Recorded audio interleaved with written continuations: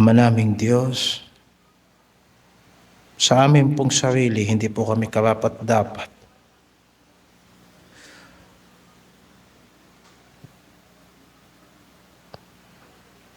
Paano ka pumasok sa buhay namin? Paano mo ipinagkatiwala sa amin yung responsibilidad na yung mga taong hindi pa nakakakilala sa iyo ay makakilala sa iyo sa pamamagitan ng paggamit mo sa amin? At hindi lang yun, yung mga taong iyong dadalhin sa kaligtasan ay magkakaroon ng panibagong buhay. At hindi lang yun, mabubuo ang iyong iglesia. Hindi sa kapangyarihan ng tao, hindi sa pangako ng material, o hindi sa pagkakaroon ng isang espiritu. At sino ang karapat-dapat sa ganitong mga bagay?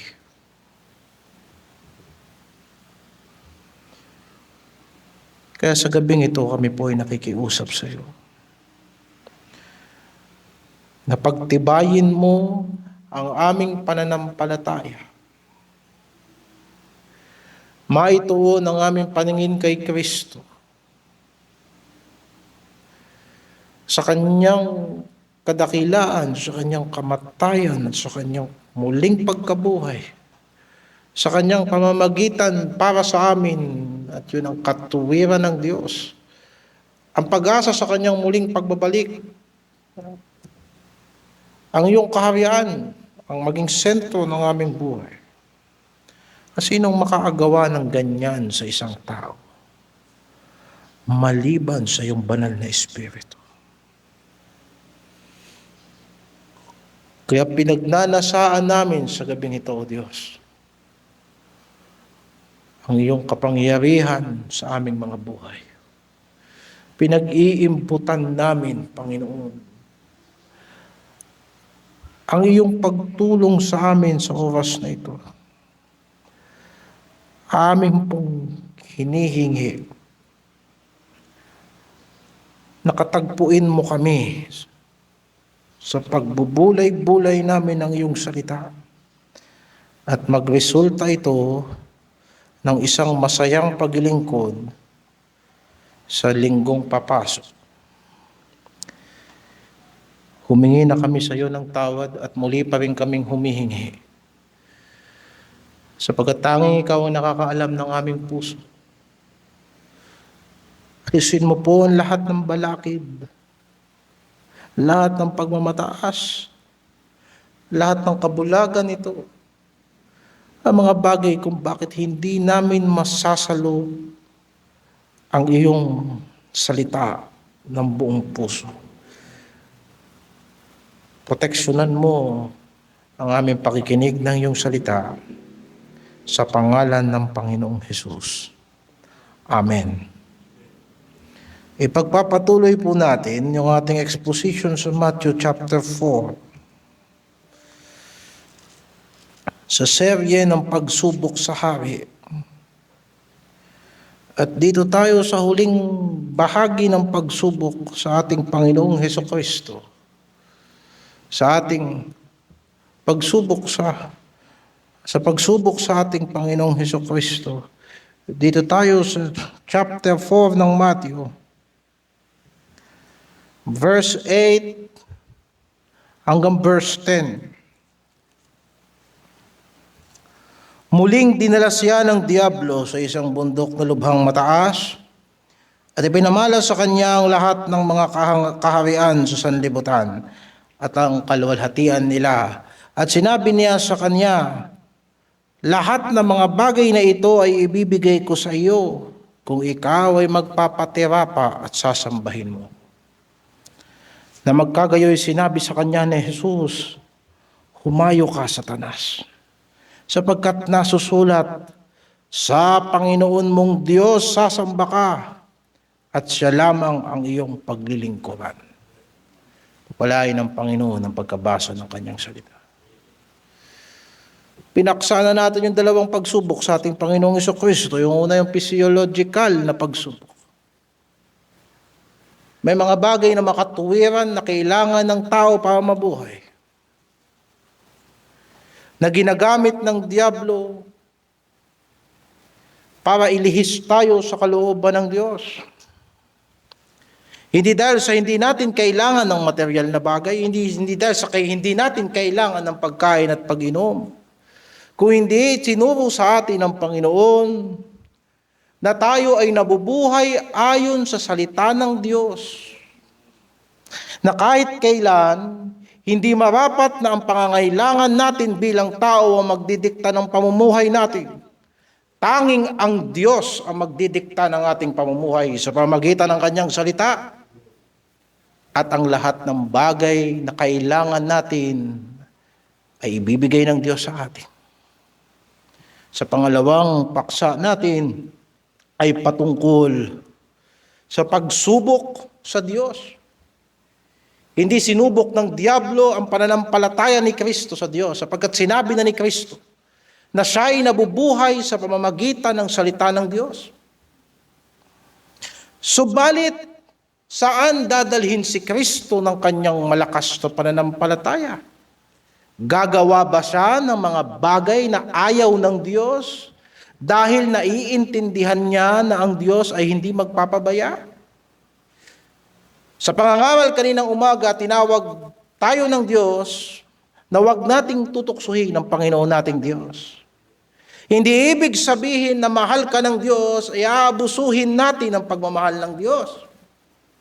Hindi ibig sabihin na kung saan nananagana ang kasalanan ay doon mas nananagana ang biyaya ng Diyos, gagamitin nating lisensya na lumakad sa kasalanan ang biyaya ng Diyos. Kaya sinabi ni Apostol Pablo, tayo ba'y magpapatuloy sa kasalanan upang ang biyaya ay managana? Hindi yun pinahihintulutan ng Diyos. Ang ating paksa sa gabing ito, kakaiba ang pagsubok sapagkat ito'y direkta. Wala nang pakunwari ang diablo. Straightforward ang tukso na ito. Wala nang pag-apila sa pagiging anak ng Diyos ni Kristo. Hindi niya sinabing kung ikaw ay anak ng Diyos. Wala nang pag-apila sa kakayanan ng ating Panginoong Jesucristo. Wala nang pag-apila sa kung ang Panginoong Jesucristo ba ay nagtitiwala sa Diyos o hindi. Wala nang madayang paggamit ng banal na kasulatan. Wala nang madayang paggamit ng mga banal na bagay, mga banal na lugar. Hindi na siya dinala ng Diyos sa tuktok ng hindi na siya dinala ni Satanas sa tuktok ng templo. Kung hindi dinala na siya ni Satanas sa tuktok ng bundok. Ito, sa tuksong ito ay diretsahang ipinakita ng diablo ang kanyang kapangyarihan. Ano ang kayang ibigay ng diablo? Ano ang kayang ipangako ni Satanas? At kagaya ng pangangaral natin kaninang umaga, titignan natin yung tukso, titignan natin yung sagot ng ating Panginoong Jesucristo. At pagkatapos uunawain natin kung anong ibig sabihin ng pagsamba sa Diyos. Yan lang ang outline ng pangangaral natin sa gabi nito. Ngayon, pamakita natin yung mas malaking picture. Pumunta tayo sa Luke chapter 4, verse 6 and 7. May isang detalye dyan na inilagay si Lucas. Doon sa Luke chapter 4, verse 6 hanggang 7, at sinabi sa kanya ng diablo, sa iyo'y ibibigay ko ang lahat ng kapamahalaang ito at ang kaluwalhatian nila, sapagkat ito'y naibigay na sa akin at ibibigay ko kung kanino ko ibig. Kaya nga kung sasamba ka sa harapan ko, ay magiging iyong lahat. Ang isang bagay kung bakit tayo nagbasa sa aklat ni Lucas ay upang makita natin doon na wala sa aklat ni Mateo yung pag-angkin ng diablo sa sanlibutan. Sa makatuwid, sa isang paglalarawan, ang tuksong ito ay may tatlong bahagi. Una, ipinakita ng diablo sa ating Panginoong Jesucristo ang kapangyarihan at kaluwalhatian na mayroon sa sanlibutan. Yan ang una. Pangalawa, ang diablo ay nagpahayag ng pagmamay-ari niya. at kapangyarihan sa lahat ng kaluwalhatian ng sanlibutan. At pangatlo, ang kaluwalhatian ng sanlibutan ay iniaalok niya kay Kristo sa kapalit ng pagsamba ni Kristo sa Kanya. Anong ipinakita ng Diablo sa kaluwalhatian ng sanlibutan? Nang iniangat ng Diablo ang ating Panginoong Jesucristo sa taas ng bundok at ipinakita sa Kanya ang mga kaluwalhatian, anong ipinakita ng Diablo sa Kanya? Hindi ba't wala namang ibang makikita sa lahat ng mayroon sa sanlibutan kundi ang kaluwalhatian ng tao? Ang mga bagay na yan ang dapat pangarapin at pagsikapan ng tao. Ang buong kasaysayan ay nagpapatotoo kung paanong ang tao ay nagtayo ng mga sibilisasyon. Ang tao ay nagtayo ng mga kaharian. Ang mga tao ay nagtayo ng pamahalaan sa pamamagitan ng kanyang lakas. Ang tao sa pamamagitan ng kanyang talino ay nakapagtaguyod ng ekonomiya, ng siyensya, at edukasyon sa pamamagitan ng kanyang talino. Mula sa Torre ni Babel, nang unang nagmataas ang sibilisasyon ng tao laban sa Diyos, hanggang sa dakilang imperyo ng Roma na naghahari sa panahon ng ating Panginoong Jesucristo. Lahat ng iyan ay kaluwalhatian ng tao. Yan ay nagpapakita kung anong kayang gawin ng tao sa pamamagitan ng kanyang lakas, sa pamamagitan ng kanyang talino, sa pamamagitan ng kanyang kayamanan. Nakita natin ang pagiging komplikado ng mga bagay-bagay mula sa simpleng paraan ng pamumuhay hanggang sa ngayon na halos lahat ng ginagawa natin ay naapektuhan na ng teknolohiya. At sinasabi sa mga bagay na ito na ginawa ito ng tao. Nagawa niya ito na hindi siya dumidepende sa Diyos. Yan ang kaluwalhatian ng sanlibutan. Ay pinapakita ng Diablo kay Kristo, tignan mo kung anong kayang gawin ng tao.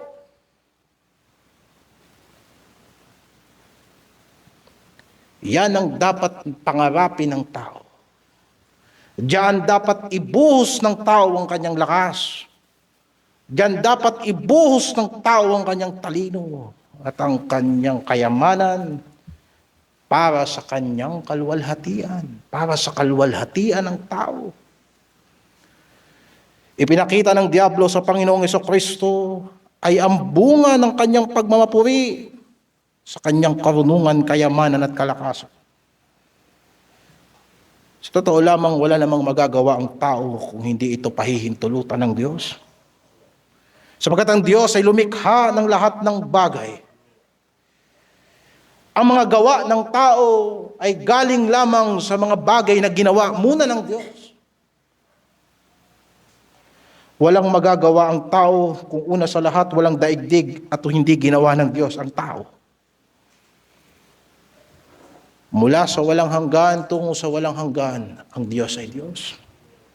Ang mga dakilang tao ay dumarating at lumilipas. Sinabi ni Propeta Isaias, ang kaluwalhatian ng tao ay parang damo. Ang damo ay nalalanta. Subalit ang salita ng Diyos ay nananatili magpakailanman. Sa harapan ng kamatayan, ang karunungan, kayamanan at kalakasan ay walang kabuluhan.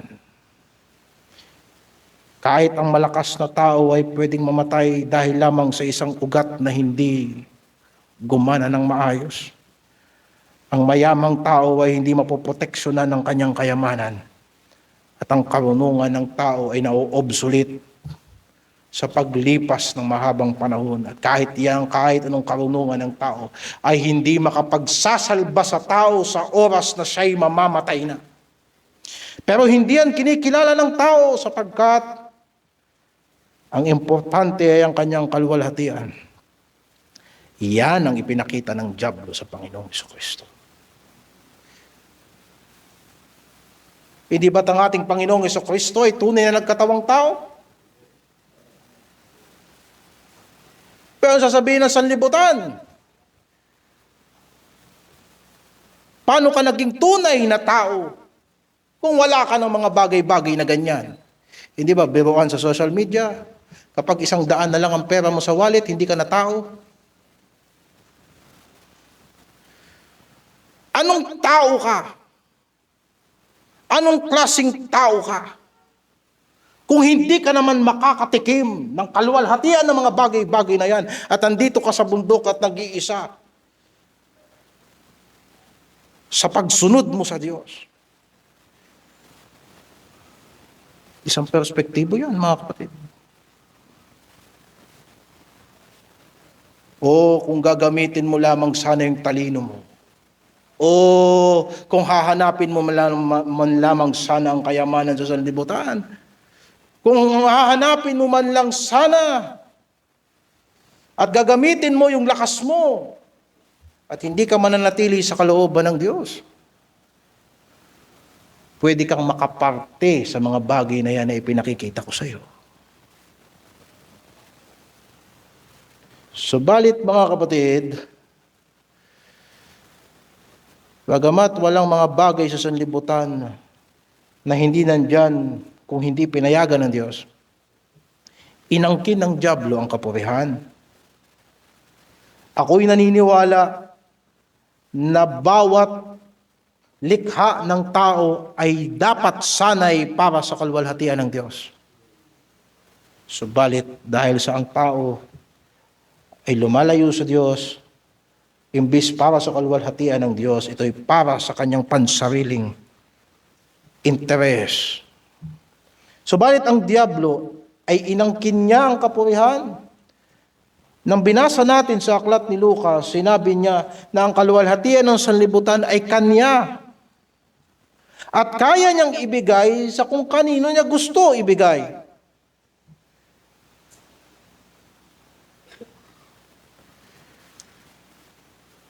Anong kapalit? Kung ang ating Panginoong Hesukristo ay magpapatira pa sa Kanya at sasamba.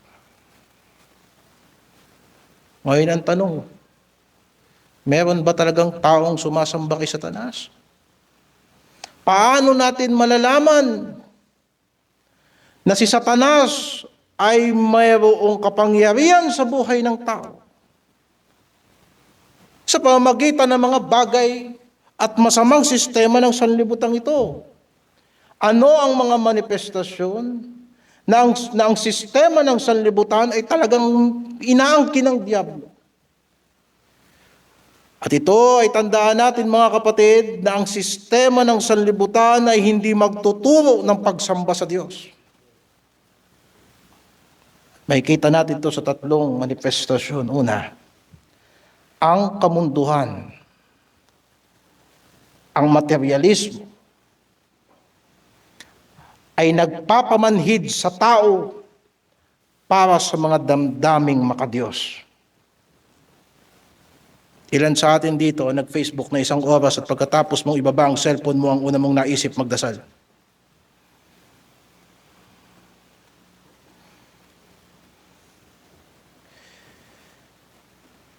Ang mga makumundong bagay ay nagpapawala ng gana sa mga bagay tungkol sa Diyos. Kung kaya't ang mga simbahan ngayon nag-a-adapt na ng sistema ng sanlibutan. Bakit? Wala nang buhay ang mga simbahan pag hindi mo na ginaya ang sistema ng sanlibutan. At yan ay at ako'y mag-argumento na isa yan sa mga pamamaraan ni Satanas. Unang Juan 2:15 hanggang 16. 1 John 2:15 hanggang 16, huwag ninyong ibigin ang sanlibutan, ni ang mga bagay na nasa sanlibutan. Kung ang sino man ay umiibig sa sanlibutan, mabigat itong kasunod. wala sa Kanya ang pag-ibig ng Ama. Hindi na natin kailangan humukuha ng Griego, kahit anong translation ang buksan natin. Yan ang nakasulat yan.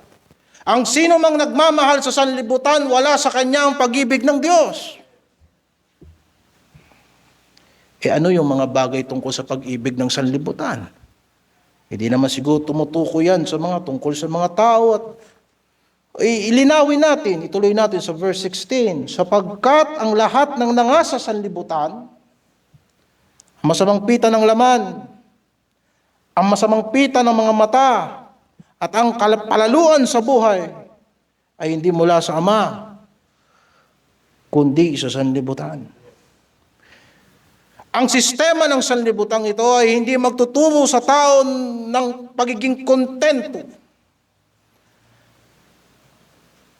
Ang sistema ng sanlibutan ito ay hindi magtuturo sa tao na umasa sa Diyos. Ni hindi magtuturo ang sistema ng sanlibutan ito na magpakumbaba sa tunay at buhay na Diyos. Ang ituturo nito ay pagnanasa. Ang mata ay hindi matatapos sa katitingin. At ang taong kumakain ay hindi matututo ng kabusugan. At ang tao halos hindi na matulog sa paghahanap ng salapi, hindi pa rin nagiging masaya.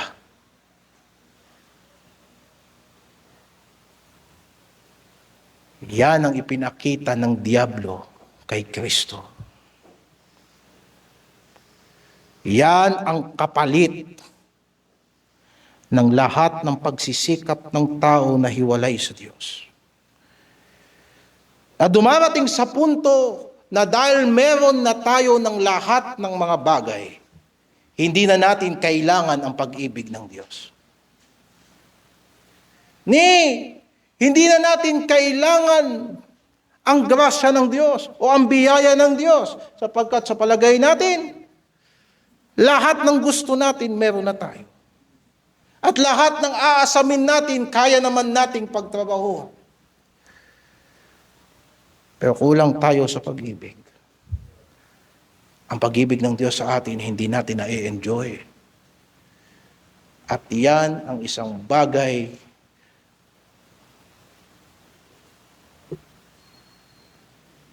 na masaklap sa sistema ng daigdig nito. To the point na dahil sa mayaman ka, pwede ka nang pumili ng sarili mong Diyos. O pwede ka nang magtatag ng sarili mong Diyos. Yan nga ang dahilan kung bakit ang mga simbahan yan, pera-pera na lang. Sapagkat kapag may pera ka, pwede kang pumili ng klase ng pagsamba na gusto mo.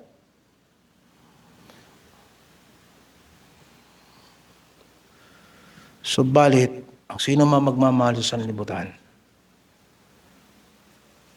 ang pita ng laman at ang pita ng mata at ang kayabangan ng isip, wala sa kanya ang pag-ibig ng Diyos. Pangalawang bagay, ang kamunduhan ay bumubulag sa pag-iisip ng mga tao. Nakakalimutan na ng tao na isang araw siya'y mamamatay. At ang relihiyon ay hindi isang bagay na commodity lang sa kanyang buhay. Nakakalimutan niya na ang Diyos ay buhay at kailangan niya ang Diyos. Nakakalimutan niya na hiwalay sa Diyos, wala siyang magagawa. Nahiwalay sa banal na Espiritu. Hindi maluluwalhati ang Diyos sa kanyang buhay. Sapagkat ang Diyos ng sanlibutan ito ay binulag ang isip ng mga taong hindi sumasampalataya. 2 Korinto 4:3-4. Kung ang aming ebanghelyo ay natatalukbungan pa, ay may talukbong sa mga napapahamak na binulag ng Diyos ng sanlibutan ito ang mga pag-iisip ng mga hindi nagsisisampalataya upang sa kanila ay huwag sumilang ang kaliwanagan ng ebanghelyo ng kaluwalhatian ni Kristo na siyang larawan ng Diyos. Hindi natin pinapalaganap ang doktrina natin. Ang itinuturo nating kaligtasan dito ay hindi yung doktrina ng kaligtasan ayon sa pagkakaalam natin. Ang ipinangangaral natin si Kristo. Hindi ko kontra ang dyablo sa kahit anong mabuting gawa.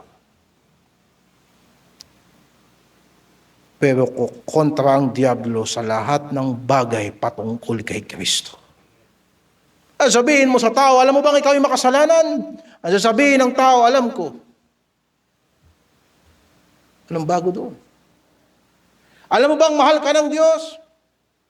Buti naman, mahal ko rin ang sarili ko, buti mahal ako ng Diyos. Sinong gustong umakyat sa langit? Lahat gustong umakyat sa langit. Pero kilala mo ba si Kristo? Alam mo ba na 2,000 taon na nakalilipas ang Diyos ay nagkatawang tao? Itong pinag-uusapan natin na minsan itong Diyos na nagkatawang tao, inialok sa Kanya ang buong sanlibutan. Pero pinili niyang maging matapat sa Diyos. Iyan ang tagapagligtas na sinusundan natin. Alam niya na darating tayo sa pagsubok. At alam niyang marami sa atin, babagsak tayo sa pagsubok, lalo na kung ang kalaban natin ay mga bagay na gusto natin. Kung kaya ang ating Panginoong Hesukristo ay nagtagumpay, at yan ang sinasabi ng Ebanghelyo, ay pinangangaral natin si Kristo. Pero paano mo mamahalin yung hindi mo nakita? O ako'y nagpapasalamat sa Diyos na sa panahong ito, meron pa rin nakakakilala kay Kristo. Hindi sa paraan ng material na bagay. Na masasabi mo pa rin, ayon sa banal na kasulatan, mapalad ka, Pedro, sapagkat hindi ipinahayag sa iyo iyan ng dugo at laman, ipinahayag sa iyo yan ng Ama sa langit. Pero habang ang tao nasa sanlibutan, mukhang hindi mo kailangan si Kristo. Dahil sasabihin ko sa iyo, at mababasa mo sa banal na kasulatan, yung Kristo, kung mabubuhay siya ngayon, hindi siya sabay sa uso. Sa kanyang panahon, ang mga tagapagturo ng salita ng Diyos, ang mga tagapagturo ng kautusan, tinitingala ng mga tao. Siya, sinong sumusunod sa kanya? Maraming sumunod sa kanya dahil lang sa kanyang mga himala. Maraming sumunod sa kanya dahil nakakain at nakainom. Pero sinong sumunod kay Kristo? At makikita mo kung sinong sumunod kay Kristo?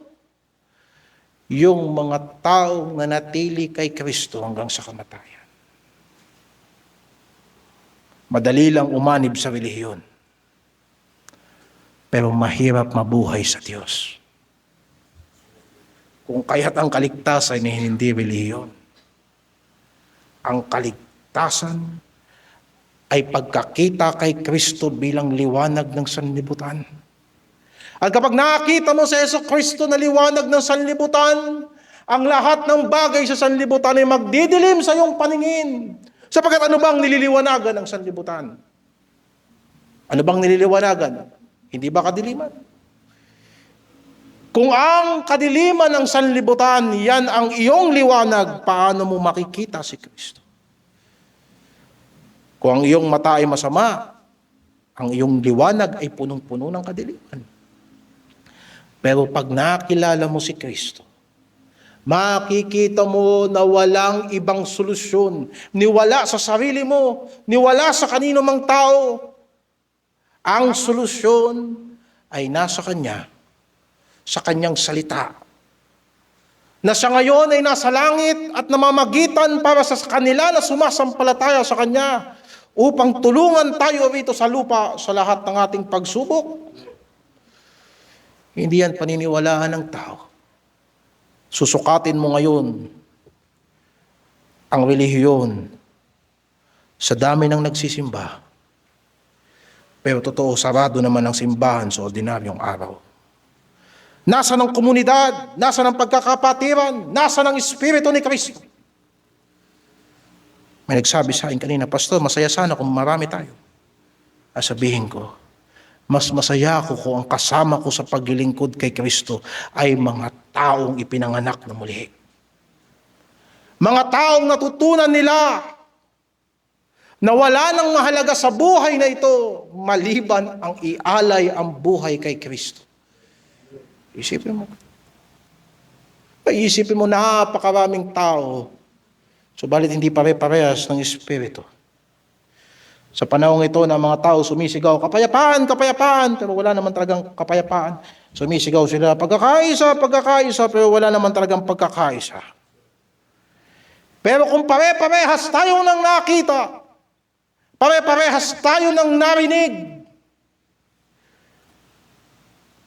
pare-parehas nating nakita sa banal na kasulatan ang kalooban ng Diyos, ang kaluwalhatian ng Diyos sa mukha ni Hesukristo, magtatagpo-tagpo tayo sa gawain ito. Subalit, habang ang tao ay kontento pa sa mga bagay sa sanlibutan ito, hindi niya makikita yan. Pangatlo, ang kamunduhan ang nangungundisyon sa tao na ang tanging kailangan mo lang sa buhay na ito ay masatisfy mo ang iyong pangangailangan. Kumakain ako 3 beses ang araw, check. Kumikita ako, check. Kaya ko mag-travel, check. Nakakapagbayad pa ako ng bills ko, check. Maganda ang lahat ng bagay na yan, purihin ng Diyos. Nakakapagbayad tayo sa ating mga bayarin. Pero ang kamunduhan ay nangungundisyon sa tao na isa lang ang kailangan mo. Masatisfy ang pangangailangan mo at pagnanasa mo at hindi mo kailangang intindihin ang kalooban ng Diyos. Yan ang problema sa kamunduhan.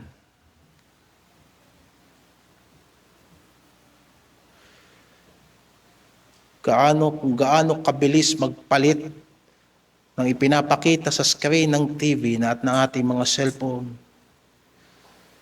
Kailangan mo ng shampoo. Iba't ibang klaseng shampoo. Kailangan mo ng inumin ito. Yung mga payat, kailangan nyo magpataba. At kayo mga matataba, kailangan nyo magpapayat. Iba't ibang produkto. Makagagaling, at meron naman nagsabi, drink moderately. Makakagaling, makasasama, lahat nagsama-sama na. Pero wala kang makikita dyan na magpapaalala sa'yo na pagtingin mo, manalangin ka.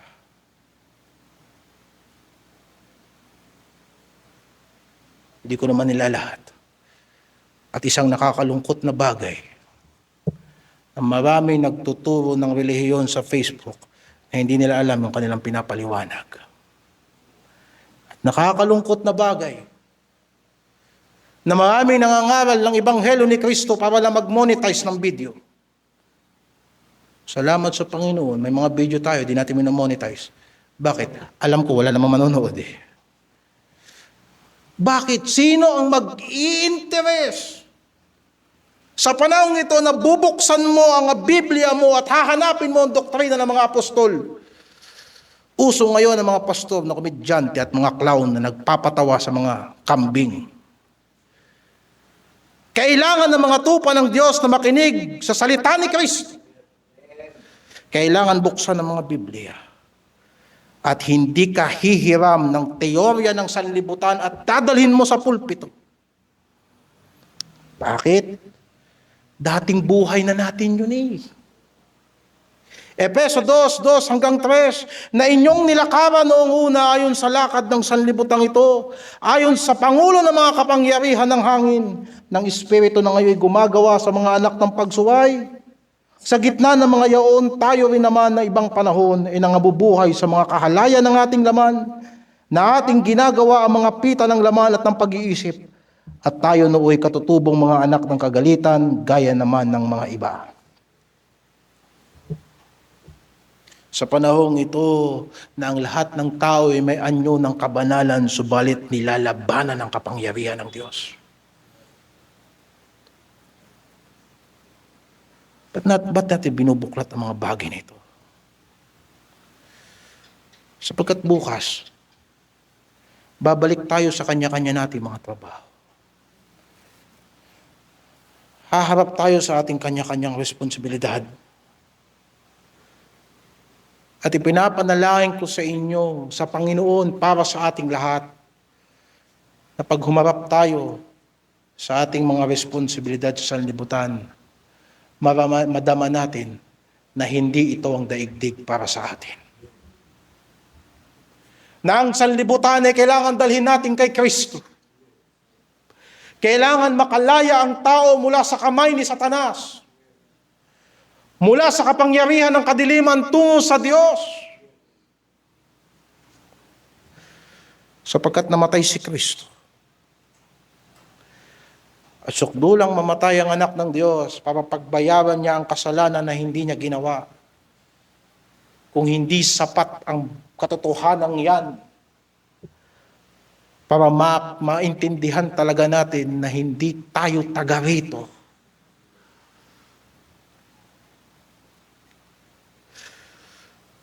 Hindi ko alam kung anong sasabihin ko. Na si Jesucristo ay inilibing at muling nabuhay. Isang beses siyang namatay para sa kasalanan at nang siya'y nabuhay siya para sa Diyos. Na yon ang kasaysayan nating lahat na tayo'y lumalakad dito sa daigdig na to araw-araw. Pero hindi tayo nakikipaglaban sa laman. Nang nagising tayo sa katotohanan, hindi lang tayo nagising na may Diyos, nagising din tayo na may dyablo. Hindi lang tayo nagising sa katotohanan, nagising tayo na kung may katotohanan, merong kasinungalingan at may ama ng kasinungalingan. Na ang gagamitin niyang pandaya sa iyo minsan yung pangangailangan mo. Nagagamitin niyang pandaya sa iyo minsan yung kaalaman mo sa Biblia. At minsan ang gagamitin niyang pandaya sa iyo yung nakikita mo sa sanlibutan ito. Iinggitin ka niya. Mapapaisip ka, bakit sila pwede, bakit ako hindi? Bakit sila nagagawa nila? Bakit ako hindi ko magawa? Alam ko na kung sino may kasalanan nito. Si Kristo may kasalanan nito. Mga kapatid, tayo ay sa Diyos. Tinanggap tayo ng Panginoon sa Kanya sa kabila ng taglay natin ang ating mga kahinaan. Ang ating buhay ay para sa pagsamba sa Diyos. Kung ang ating pag-iisip, ang paggising natin sa umaga at ang pagtulog natin sa gabi ay puro na lang pera nasa isip natin. Puro na lang kalayawan nasa isip natin. Na hindi natin tinitignan nasaan na ba ako sa aking buhay kay Kristo. Sa aking pagpapatuloy, ano na ba ang naranasan ko kay Kristo? Na marami sa atin lumilipas sa mga taon na hindi tayo lumalago sa ating mga devotional life. Na nagmimistulan tayong parang mga bata sa ating pananalangin. Hindi tayo nagkakaroon ng malalim na habag para sa mga taong napapahamak. Nung nakita mo ang kasamaan ng sanlibutan, ang sabi mo, sana all. Hindi ba dapat nahahabag ka sa mga taong walang Diyos? Mga kapatid, ibang klase ang tuksong ito na ginawa niya ng Diablo kay Kristo. Simple lang. Tignan mo yan. Ganda, di ba? Papasayo yan. Kaya kong ibigay sa'yo yan. Sumamba ka sa akin.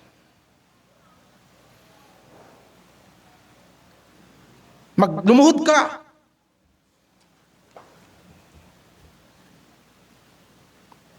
Sa makatuwid, ang tuksong ito ay paghikayat sa tao na pwede mong abutin ang pinakamalaki mong potensyal at walang masama doon. Ang iyong pinakamataas na kaluwalhatian, pwede kang mag-excel, pwede kang gumaling at walang masama doon. Pwede mong maabot ang pangarap mo. Wala rin problema doon. Kaya lang sa paraan na ang susundin mo ang palakad ni Satanas at hindi ang palakad ng Diyos. Yan ang tukso na yan. Sa palagay mo ba walang ibang paraan? Sa palagay mo ba na ang pagsunod kay Kristo ay magdadala lang sa iyo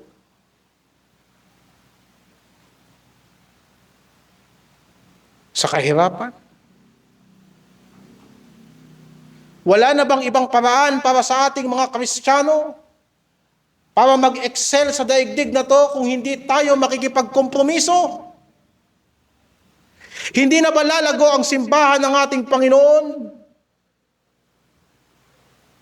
kung hindi natin dadalhin ang ating mga simbahan sa prostitusyon? Nagpapasalamat ako sa Panginoon sapagkat sa iglesyang ito walang ibang tumutulong sa atin kundi tayo lang. Ay pinagmamapuri ko ang biyaya ng Diyos. Pero hindi na ganyan ang kaisipan ng marami. Kailangan na natin ng mga Koreano, kailangan natin ng mga Amerikano, kailangan natin ng mga Australiano. Bakit yung Diyos ba nila hindi kagaya ng Diyos natin? Pero anong itinuturo sa atin ng Diyos? Magkaroon tayo ng personal na pagtitiwala sa Kanya. Sapagkat magtuturo sa atin yan ng pagsisikap. Iasa mong ministeryo sa iba, pag wala nang tumulong sa iyo, tapos ka na. Pero sa iglesyang ito, sino na ang tumalikod? Ilan na ang nawala? Pero taas doon nating masasabi, tinulungan tayo ng Diyos. Pagkat iniasa natin sa Kanya ang ministeryo. Iniasa natin sa Kanya, no Diyos, sa kabila ng aming kahinan, na mga tinik sa laman na inilagay mo sa amin upang kami matutong magpakumbaba, masagana ang iyong biyaya. At tumingin ka uli sa sanlibutan. Anong nakikita mo ba? Kalakasan ng tao? O kagalingan ng tao? Mga kapatid, huwag natin sukatin ang success ng gawain sa mga bagay na yan. Tignan natin kung tayo ba'y matapat sa salita ng Diyos. Kahit kailan hindi nagpapabaya ang Panginoon. Huwag na natin subukin ang ating Panginoong Diyos. Hindi siya nagpapabaya. Kaya anong sagot ng ating Panginoong Jesucristo? Muna tayo sa verse 10, na magkagayo sinabi sa kanya ni Jesus, "Humayo ka, Satanas, sapagkat nasusulat, sa Panginoon mong Diyos sasamba ka, at siya lamang ang iyong paglilingkuran." Now, marahil sa iba, ang pagsamba at ang paglilingkod ay magkahiwalay na bagay. Pero tignan mo sa sagot ng ating Panginoong Jesucristo. Siya ang sasambahin mo, siya ang paglilingkuran mo. Pagdirihan mo sa Griegong salita, yung pagsamba, proskineo, respeto, takot, pagpapakumbaba. Mga bagay na panloob, attitude sa harapan ng Diyos, yan ang pagsamba. Pero pag sinabing paglilingkod, panlabas yan. Na ang tinutukoy ng Panginoon na panlaban sa tukso ng dyablo, hindi lang panloob, panlabas din. Hindi lang panlabas, panloob din. Na kung tunay kang sumasamba sa Diyos, dapat naglilingkod ka sa Diyos.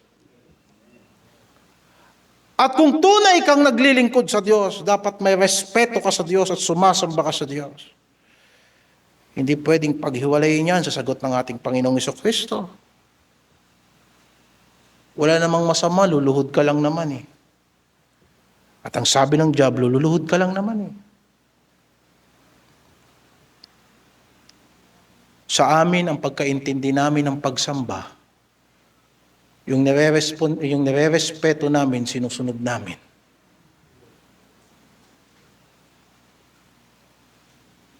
Yung kinakatakutan naming Diyos, ginagawa namin yung gusto niya. Paano mo sasabihin? Natatakot ka sa Diyos, pero ang sinusunod mo si Satanas. Kaya nais ko sanang pansinin ninyo yung sagot ng ating Panginoong Jesucristo. Sa Diyos ka lang sasamba. Yung pagtitiwala mo, yung takot mo, yung pag-ibig mo, ibibigay mo lang yan sa Diyos. At isusunod mo sa pagsamba mo yung katawan mo sa isang buhay na paglilingkod sa Kanya, na anuman ang iyong gagawin, gagawin mo para sa Kanya. Para sa kaluwalhatian niya. Para sa ikauusad ng Kanyang mga layunin dito sa lupa. Kinote ng ating Panginoong Jesucristo yung Deuteronomy chapter 10, verse 20 hanggang 21. Katatakutan mo ang Panginoon mong Diyos. Sa Kanya maglingkod ka. At sa Kanya lalakip ka. Isipin mo lalakip. Sa King James Version, cleave. Didikit ka sa Kanya. Pagsisiksikan mo yung sarili mo sa Kanya. Huwag kang lalayo sa Kanya. Yun ang ibig sabihin, lalakip ka sa Kanya.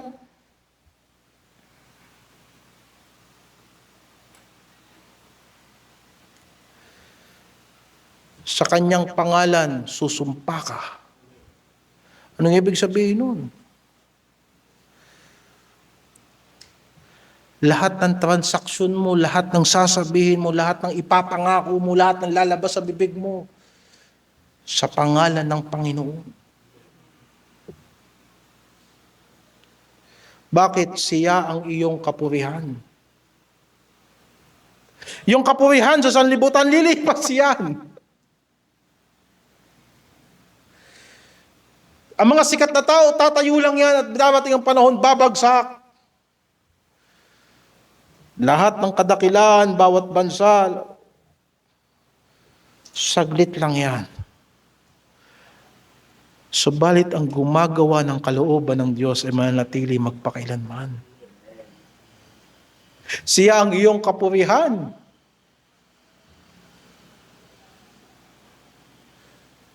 Maraming sabihin ng Diablo, nakita mo ba yung kagalingan na yun? Sayang yung galing mo, sana ganun ka din. Kita mo ba yung talino na yun? Sayang yung talino mo, sana ganun ka din. Yung lakas mo, sayang. Gamitin mo dyan, oh. Ang katawan mo, pang bench body. Sayang, nagagasgasan ka lang, kapupunta mo sa gawain ng Panginoon.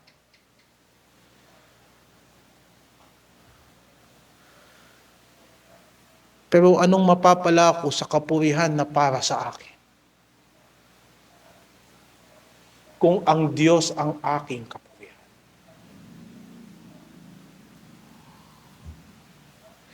Meron pa bang mas kapuri-puri maliban sa Diyos? Wala. Wala nang mas mainam kaysa sa Diyos. Wala nang ibang mas kaibig-ibig. Na kahit pagsamasamahin mo ang lahat ng mayroon sa daigdig na to, hindi tutumbas sa halaga ng Diyos. Iisipin mo na kay Kristo ipinangako sa atin yung kayamanan na yon. Hindi basta kayamanan ng langit. Hindi na mahalaga kung may kayamanan sa langit.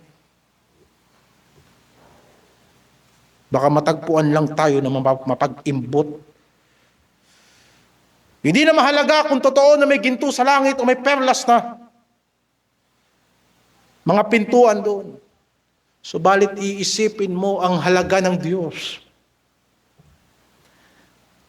Nasasambahin mo araw at gabi.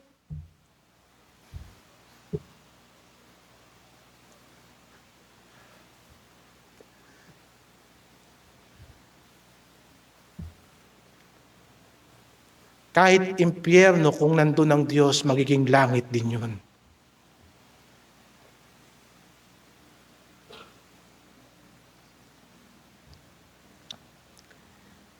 Nagsinabi ng Diyos kay Abraham, Abraham, ako ang iyong gantimpala.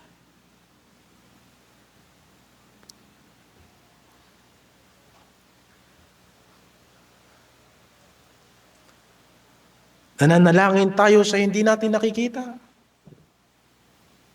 Isang araw makikita mo na. Marami ang gustong itanong sa Panginoon.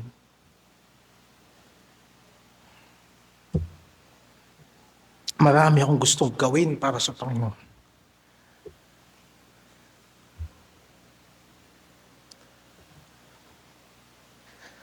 Dahil sa kulang ako ng lakas, napapagod ang aking isip at napapagod ang aking katawan, kailangan ko magpahinga. Kailangan nating magpahinga. Pero sa araw na yon, nakikilalanin natin ang Diyos araw at gabi at walang kapaguran. Siya ang iyong kapurihan. Sa inyo na lang lahat ng pagkilala ng tao. Gusto kong kilalanin ako ng Diyos sa araw ng paghukom. Na hindi ko siya kinahiya kahit kailan. Manatili ako sa kanyang salita. Ako'y makasalanan. Pero pinagkatiwala ko ang buong buhay ko sa aking tagapagligtas. Siya ang aking kapurihan. Siya ang iyong Diyos. At iginawa ka niya nitong mga dakila at kakilakilabot na mga bagay na nakita ng inyong mga mata kung paanong binuo ng Diyos ang ating mga buhay sa pamamagitan ng kanyang salita. Maraming mga tao nabubuo ang buhay nila, pero hindi sa salita ng Diyos. Gaano kadakilang bagay na nakikialam ang Diyos sa buhay natin. Sa bawat detalye nito, pina-fine-tune ng Diyos ang ating mga buhay. Sapagkat siya ang ating Diyos.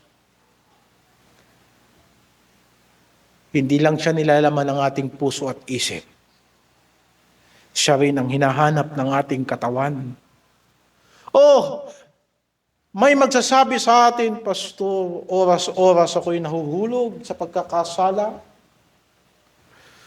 Hindi ko mapigilan ang aking bibig, hindi ko mapigilan ang aking isip at ang aking katawan na hindi ko mapigilan. Tinatawag ako ng sanlibutan.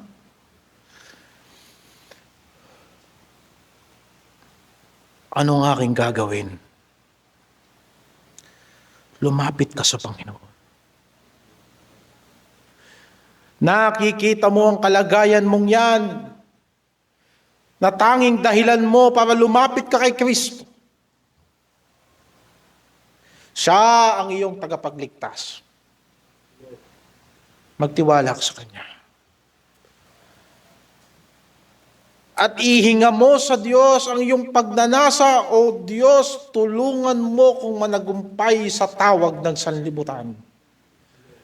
Sapagkat wala akong ibang Diyos maliban sa iyo. O Diyos, tulungan mo ko na tumayo ako sa mga paa ko. At ang aking buhay ay para sa iyong kaluwalhatian. At tatanungin ng Diyos, bakit? Sapagkat wala akong ibang Diyos maliban sa iyo. Mga kapatid, yan ang sagot ni Kristo.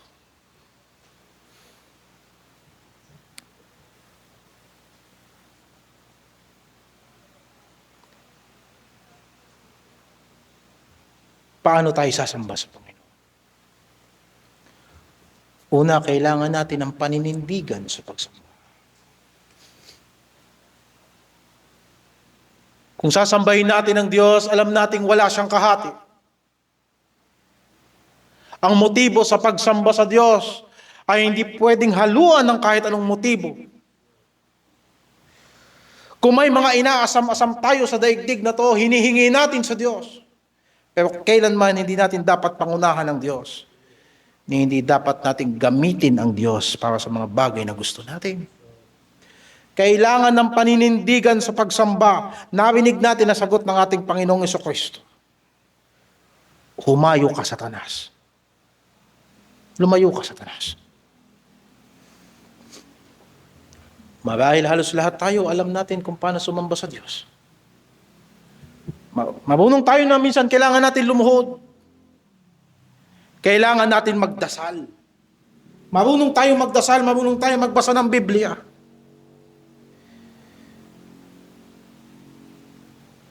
Pero may paninindigan ba tayo sa pagsamba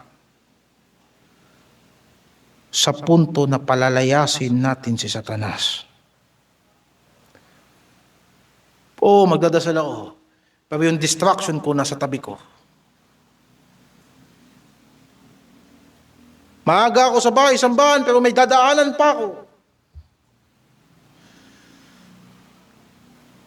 Gumigit na tayo ng lakad. Kung sasamba ka sa Panginoon at maglilingkod ka sa Kanya, palayasin mo si Satanas. Labanan mo siya sa pananampalataya. Sapagkat nasusulat, sa Mateo 6:24, walang naglilingkod sa dalawang Panginoon. Walang ibang madaling akayin sa tukso maliban sa taong nagdadalawang isip.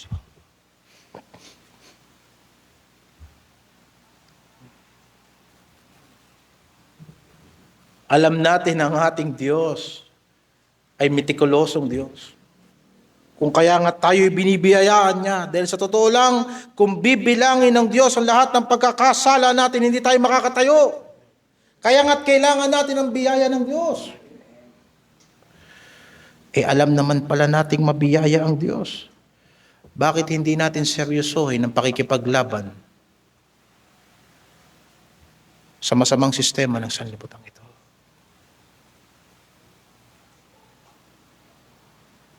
Bakit hindi natin labanan ang mga kasalanan na paulit-ulit na nagpapabagsak sa atin?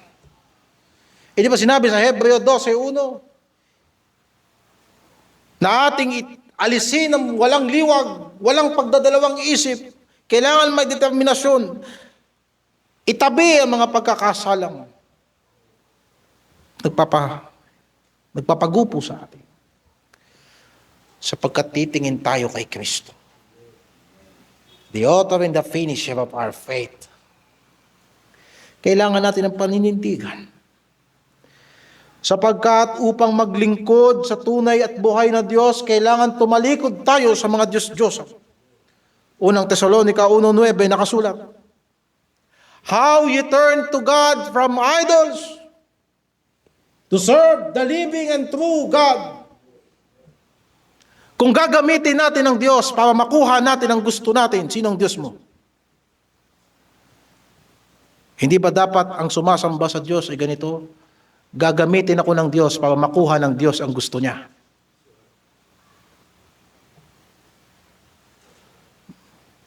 Ipanalangin natin araw-araw na tayo'y tumalikod sa mga Diyos-Diyosan na habang nagpapatuloy tayo ay unti-unting nare-reveal sa ating mga puso. Siya lang ang makapagtatanggal niyan.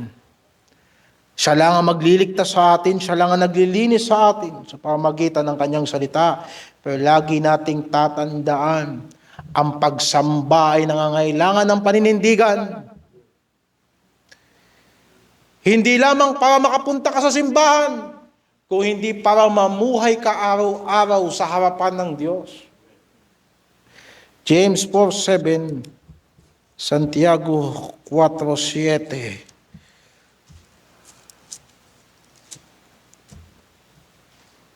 Pasakop nga kayo sa Diyos. Datapwat magsisalangsang kayo sa diablo at tatakas siya sa inyo. Lagi natin ito sinasabi na sa oras na susunod ka sa Panginoon, humanda kang sumuway kay Satanas. Humanda kang sumuway sa sarili mo. Humanda kang sumuway sa tawag ng sanlibutan. Iyan ang krus mo araw-araw para lang makasunod ka kay Kristo. Pero mga kapatid, kung krus ni Kristo ang binubuhat natin, hindi tayo pababayaan ni Kristo. Sapagkat nakalagpas na siya sa mga bagay na yan. Kailangan natin ng paninindigan sa pagsamba. Pangalawa, kailangan natin ng tamang pagkilala sa pagsamba. Kanino nakatuon ang ating atensyon? Kilala ba natin ang Diyos sa sinasamba natin?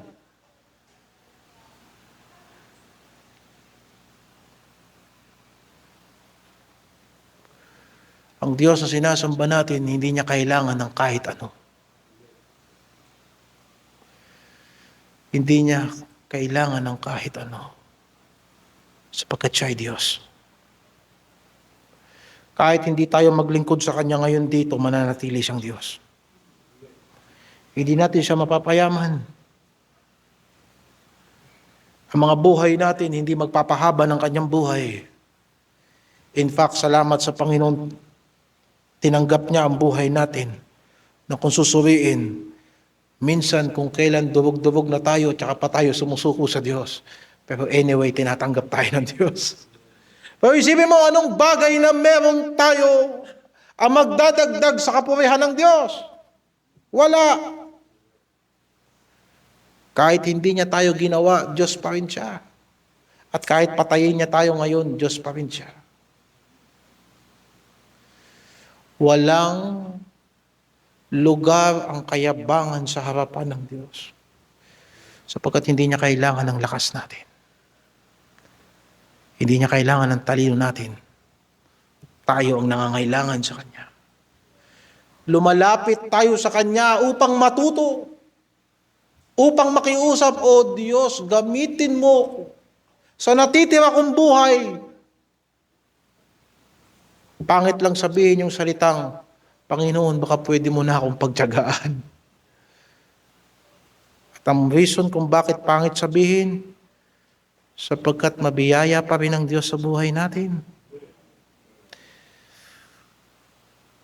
Pero isipin mo, tayo ay nakikiusap lang, sapagkat anong silbi ng buhay na to kung hindi ka gagamitin ng Diyos?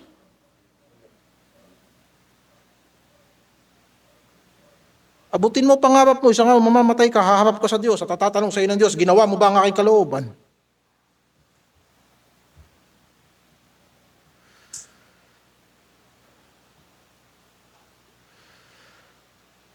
Anak tayo ng Diyos, alam natin, sapagkat pinapatnubayan tayo ng Espiritu ng Diyos. May kapangyarihan ng Kanyang salita sa buhay natin. Tinutulungan niya tayo sa bawat takbang. Pero isipin mo, anong halaga ng buhay ng taong hindi nabubuhay sa kalooban ng Diyos?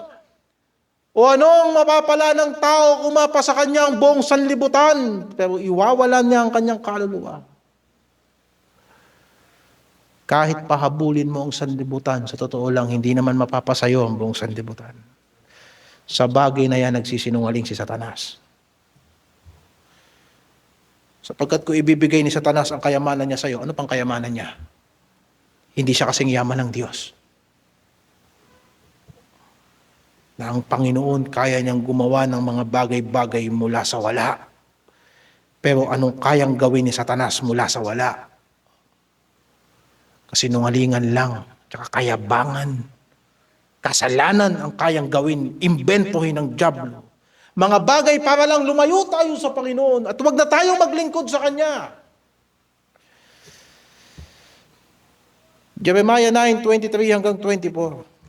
Jeremiah 9:23 hanggang 24.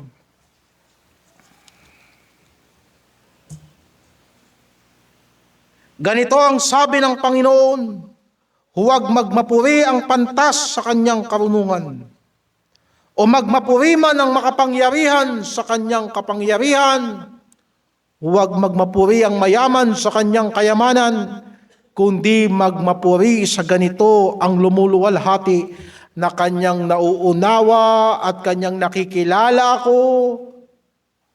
Purihin ng Diyos. Ang Panginoon na nagsasagawa sa lupa ng kagandahang loob, kahatulan at katuwiran. Sapagkat sa mga bagay na ito ay nalulugod ako, sabi ng Panginoon, na ang Diyos ay may mabuting kalooban. Alam na natin yan. Na ang Diyos ay humahatol. Na ang Diyos na sinasamba natin hindi natutuwa sa kasalanan. Kung kaya nga paulit-ulit na ipinangangaral dito, na ang katuwiran natin para maligtas sa Jesucristo lang. Sapagkat ang Diyos ay nagpapakita ng kabutihan, kaya rin ng Diyos magpakita para sa ating ikawawasak kung magpapatuloy tayo sa ating mga kasalanan. Kung hindi tayo sasamba sa Kanya ng buong puso at buong isip at buong lakas, kung kaya't ang Kristo na namatay para sa atin, namatay upang sa ganon, sa bagong tipan, ilalagay niya ang Kanyang banal na Espiritu sa atin. Kung kaya't ngayon lumalakad tayo sa Kanya. At nahahayag ang Kanyang biyaya sa ating buhay, kilala natin kung sinong sinasampalatayanan natin. Pagsama-samahin natin ang lahat ng hirap natin dito sa sanlibutang ito, kung kilala mo ang Diyos, alam mo na kapiraso lang ang kahirapan natin dito kung ikukumpara sa ginhawa na ibibigay ng Diyos sa atin sa hinaharap. Kung kilala mo ang Panginoon, alam mo na lahat ng Kanyang pangako ay Kanyang kayang tuparin. Tanggapin natin ang lahat. Tanggapin natin ang lahat ng mga kapighatian at pagsubok at pagtitiis na ibibigay sa atin ng Diyos. Sapagkat hindi niya tayo pababayaan. Huwag lang tayo umasa sa Diyos na mabubuting bagay. Sinabi ni Job sa kanyang asawa, mabuti lang ba ang tatanggapin natin sa Diyos? Minsan pahihintulutan ng Diyos, tumanggap din tayo ng mga bagay na makakasakit sa atin. Pero alam natin, higit ang Diyos sa lahat ng bagay na nararanasan natin. Ang Diyos ay higit sa damdamin natin. Ang Diyos ay higit sa lahat na sinasabi ng Panginoon, iibigin mo siya ng buong puso, buong isip at buong lakas. Wala tayong nais ipakita sa ating pangangaral kung hindi ang isang malaking Diyos na nagsugo ng Kanyang anak upang maging tagapagligtas natin. Sa Kanya tayo nagtitiwala. Natatanggap natin ang lahat ng Kanyang salita sapagkat kilala natin siya. Susundin natin siya sapagkat kilala natin siya. Alam natin ang Kanyang kayang gawin. Ipinahayag na sa atin ang Kanyang mga pangako na hindi niya tayo pababayaan, hindi niya tayo iiwanan. At pangatlo, ang pagsamba ay dapat praktikal. Kanina, binanggit natin na ang pagsamba ay may tamang pagkakilala sapagkat sinabi ng Panginoon, sa Panginoon mong Diyos, sasamba ka. Ngayon, yung praktikal na pagsamba, tumutukoy doon, siya lamang ang iyong paglilingkuran. Ang tunay na pagsamba sa Panginoon ay nagpapatuloy at nagre-resulta sa paglilingkod. Chapter 12, verse 1 ng Romans. Ito ang doktrina natin, sapagkat ito ang nabasa natin sa banal na kasulatan. Kung natagpuan natin ang mga sarili natin na kapos sa salitang ito, lumapit tayo kay Kristo. Ganyan lang ang kasimple ang pananampalataya. Romans 12:1. Kaya nga mga kapatid, ipinamamanhik ko sa inyong alang-alang sa kahabagan ng Diyos na inyong iharap ang inyong katawan na isang haing buhay, banal na kaaya-aya sa Diyos, na siya ninyong katampatang pagsamba. At huwag kayong magsiayon sa sanlibutan ito, kundi mag-iba kayo sa pamamagitan ng pagbabago ng inyong pag-iisip upang mapatunayan ninyo kung alin ang mabuti at kaaya-aya at lubos na kalooban ng Diyos. Anong katampatang pagsamba? Mapupunta tayo rito, magtatalunan tayo rito, at pagkatapos susunod anong klaseng buhay meron tayo. Hindi ka na ng pagsamba sa Diyos. Nang si Moises ay nagpumunta sa bundok, pagbaba niya, ang mukha niya ay nagliliwanag. At nakakita ng mga tao ang presensya ng Diyos sa kanya, sapagkat siya'y sumasamba sa Diyos sa bundok. Pagbalik natin sa mga lugar natin, nawa ay makita ng sanlibutan ang liwanag ng Diyos sa atin. sapagkat tayo'y sumasamba sa Kanya. Sa Espiritu at katotohanan. Pero paano mangyayari yun, mga kapatid? Gusto kong ibalik tayo sa katotohanan na nahabag ang Diyos sa atin. Alang-alang sa mga kahabagan ng Diyos. Anong ihaharap natin sa Diyos? Katawan. Na dati nung wala tayo sa Panginoon, ang katawan natin, sinong nakikinabang? Sinong naluluwalhati?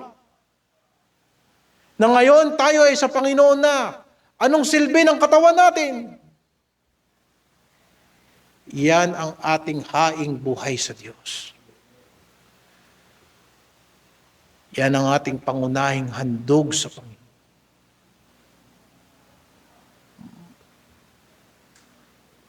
Iisip na, pupunta ako sa simbahan, ano kayang ihuhulog ko sa offering? No.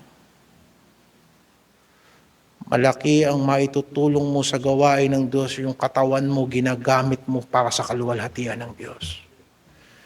At kahit kailan hindi naluluwalhati ang Diyos sa mga tamad, sa mga bulagsak, sa mga pabaya, sa mga walang pagsisikap, yung bagong buhay na natutunan natin kay Kristo ay nagre-resulta sa mga bagong gawain. Nagpapatuloy tayo sa aral ng mga apostoles, sa pagsasama-sama, sa pananalangin, sa paglilingkod sa Diyos. Hindi natin pababayaan ang kapatid natin. Gagawa natin ang mabuti ang ating kapwa. Saan nagmumula ang lahat ng yan? Na hindi natin kailangan gumawa ng programa para gumawa ng mabuti. Sapagkat tayo'y mga mananamba ng Diyos.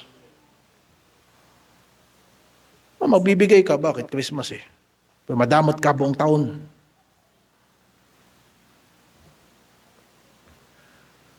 Aba, hindi naman dahil sa tayo eh. Nangahamak ng tao, nagsasabi lang tayo ng totoo. Ba't mga Kristiyano tayo?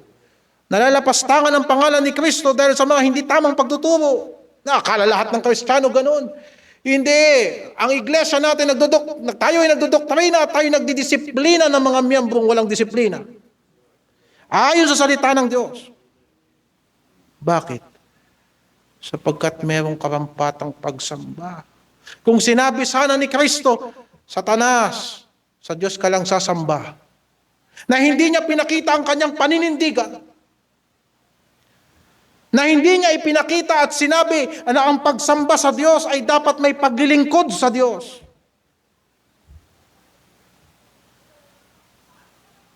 Hindi mo ba alam na ang diablo may respeto rin sa Diyos? Di ba nabasa natin, nagpapaalam sa Diyos eh. Pero anong gawain ng diablo?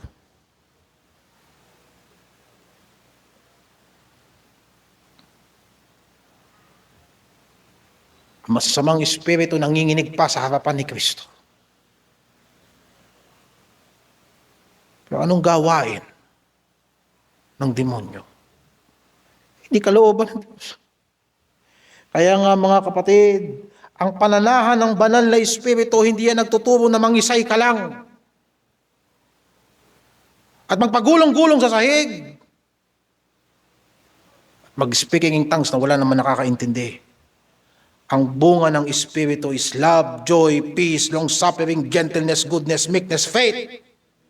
Kung napuspos ka ng banal na Espiritu, mamatay ka sa sanlibutan. Magakay ka ng kaluluwa. Di yung puspos ka lang ng banal na Espiritu pagka kumakanta ka. Magbidyoke ka na lang. Ba't ko sinasabi ang mga bagay na ito? Sapagkat ang pagsamba ay may paglilingkod. Hindi mo pwedeng paghiwalayin yan. At yan ang magiging unang doktrina natin sa taong ito. Wala tayong ipinapangako sa Diyos na hindi natin pagsisikapang gawin. Sapagkat hindi natutuwa ang Diyos sa mga hangal. Ecclesiastes 5. Lahat yan sinasabi natin, O Diyos, mahabag ka sa akin. O Diyos, mahabag ka sa akin. Wala akong kaya. Ako'y natatakot sa iyo. Ako'y makapagsalita ng bagay makagawa ng bagay, makapag-isip ng bagay na hindi ka natutuwa. Gayunpaman, ako'y nangahawak kay Kristo. Ang katawang kong ito ay sa Diyos, templo ng banal na Espiritu. Kailangan nating seryosohin ang paggamit natin ng oras. Ang oras natin ay sa Diyos. Kailangan nating seryosohin kung paano tayo gumagastos ng pera. Yan ay pinagkatiwala ng Diyos sa atin para sa kanyang kaluwalhatian upang hindi ka magkulang at makita mo ang katapatan ng Diyos. Kailangan tayong matuto na ang ating relasyon pagbutihin, ang ating pamilya pagbutihin. Lahat ng yan, sapagkat yan ay refleksyon ng pagsamba natin sa Diyos. Yan ang unang nakikita ng tao sa atin. Ipinapanalangin natin yung mga tao na hindi nakakaintindi ng ating paglilingkod. Pero hindi natin ipinapakita sa kanila na tayo naduduwag. Marunong tayo manindigan, marunong tayo mga tuwiran. At hindi tayo teorya lang. At sa panahon na hindi na natin kaya lumuhod sa Panginoon, sapagkat siya'y nagmamalasakit sa atin. Hindi ka niya bibigyan ng pagsubok na mag-aalis ng pananampalataya mo. Lahat ng pagsubok na ibinigay sa iyo magpapatibay ng pananampalataya mo.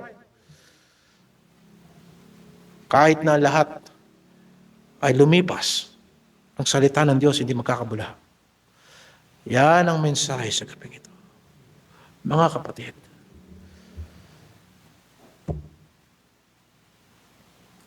sa Panginoon mong Diyos sasamba ka at siya lamang ang iyong paglilingkuran. Isang pangangaral na lang sa verse 11 at uusad na tayo sa susunod na verse.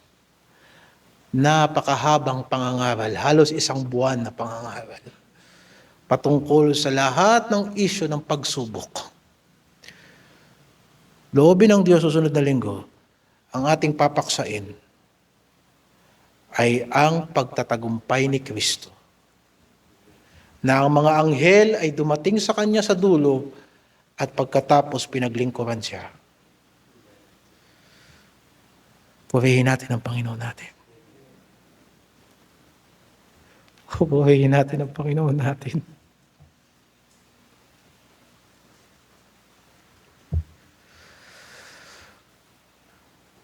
May kasamang kaba. May kasamang excitement, may kasamang kaba. Pero alam ko na ang Panginoon ay palagi matapat. Amen.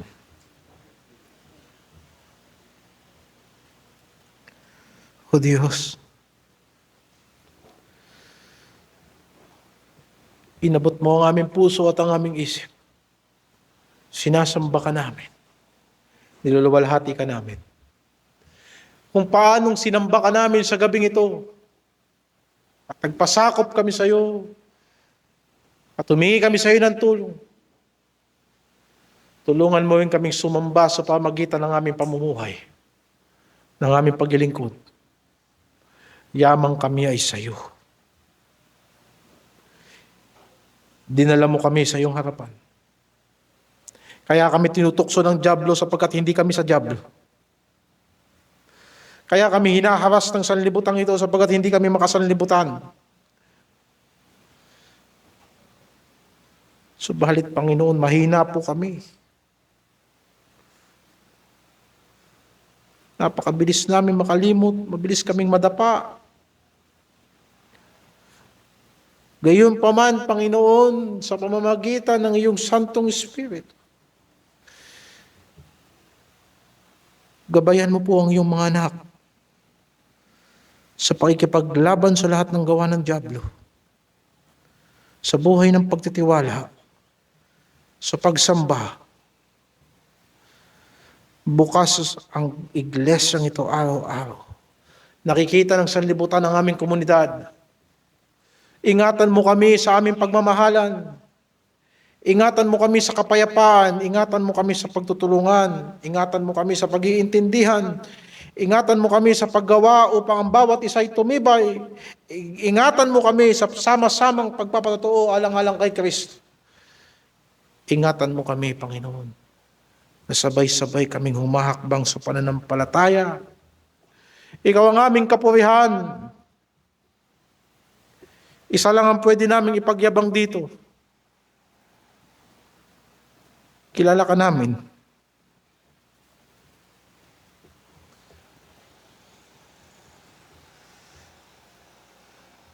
At may sarili kang isip.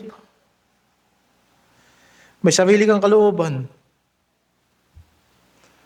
Na kung ipagyayabang ka namin na hindi ka namin kilala, mas madidisappoint kami. Sapagkat ang oras mo ay hindi namin oras. Ang daan mo ay hindi namin daan. Kaya palumalapit kami, Panginoon, na may pakiusap. Turuan mo po kami, O Diyos. Patnubayan mo po kami. Sinasamba ka namin. Na sana ang aming daan ay umayon sa iyong daan at turuan mo ang aming isip na magpakumbaba sa iyong kaisipan. At makakita namin kung paanong posible ito sa biyaya at awa at sa kapangyarihan ng banal na Espiritu na tunay na ang tao ay pwedeng mamuhay sa pamamagitan ng bawat salitang namumutawi sa bibig ng Diyos. Hindi ka namin kailangang subukin para patunayan mo ang iyong kabutihan sa amin. Wala kaming ibang Diyos maliban sa iyo. Panginoon, tulungan mo po kami sa aming mga kahinaan. Sa aming mga spiritual na pakikipaglaban. Gusto namin mag-akay ng tao at sinisira ng dyablo ang aming mga patotoo. Gusto namin lumakad ng matuwid. Kasi alam namin na alam mo lahat ng aming ginagawa. Subalit ang aming kahinaan ay madalas na nanagumpay. Panginoon, kung meron sa oras na ito nangangailangan ng kaligtasan, niyo pong kausapin sapagkat ang lahat ng ito hindi matututunan sa teorya lamang. Sapagkat hindi ito praktikal. Kung titignan sa mata ng sanlibutan, hindi ito basta-basta nakukopya. Ang gumagawa lamang nito ay yung banal na Espiritu na mahahayag ang aming mga gawa. Makikita ang aming bunga. Kaya, O Diyos, ingatan mo kami sa iyo at tanging sa iyo lang. Ingatan mo kami sa aming pagkatrabaho, sa aming mga hanap buhay, sa aming mga negosyo, sa aming pakikisama, sa aming mga relasyon, sa aming mga pamilya. Maganap ang iyong kalooban sa buhay namin. At gawin mo ang buhay namin na liwanag upang sila'y makarating kay Kristo. Sa katotohanan, sa pananampalataya. Salamat sa pagmamahal mo sa amin. Sa kabila na hindi kami kamahal-mahal. Tulungan mo kami magmahal sa iyo.